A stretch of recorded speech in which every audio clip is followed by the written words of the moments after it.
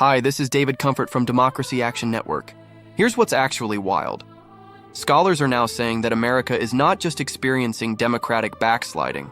We're on the brink of authoritarianism, with hints of fascism creeping in. That's a heavy claim, but it's backed by experts like Brendan Nyhan from Dartmouth, who points out that the lack of institutional pushback against Trump has significantly empowered him. Ever notice how our political landscape feels more polarized than ever? That's no accident.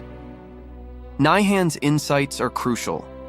He argues that unlike other nations where authoritarianism developed gradually due to institutional checks, in the US, the Supreme Court and Congress have largely fallen silent, allowing Trump's grip on power to tighten. This is honestly crazy, but makes sense when you think about it. When institutions meant to uphold democracy become complicit or inactive, the path to authoritarian rule becomes alarmingly clear. What if I told you that the division among Democrats, between progressives and centrists, is actually weakening our collective resistance? This fragmentation is playing right into the hands of a Republican Party that has rallied around Trump with a frightening level of cohesion. It's a classic case of divide and conquer, and it's time we recognize this pattern. This situation isn't just a political puzzle. It's a wake-up call. We need to unite against this authoritarian drift. The implications are staggering.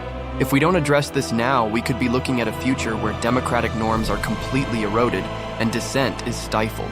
Let's take a step back and analyze the broader context. Historically, we've seen how quickly democracy can erode when people become complacent. The rise of authoritarian regimes often starts with a disregard for institutional norms and ends with a populace that feels powerless. It's absurd and unfair that we're facing this in a nation that prides itself on being a beacon of democracy. So, what can we do? First, we need to amplify the voices of scholars and journalists who are sounding the alarm. Even if they face accusations of partisanship, their warnings are vital. It's time to engage with these issues head-on, to understand the big problems as puzzles worth solving together. Let's be the happy warriors in this fight for democracy, ensuring that we don't just sit back and watch history repeat itself. Please like this video and subscribe to our channel. It would help out a lot. Peace.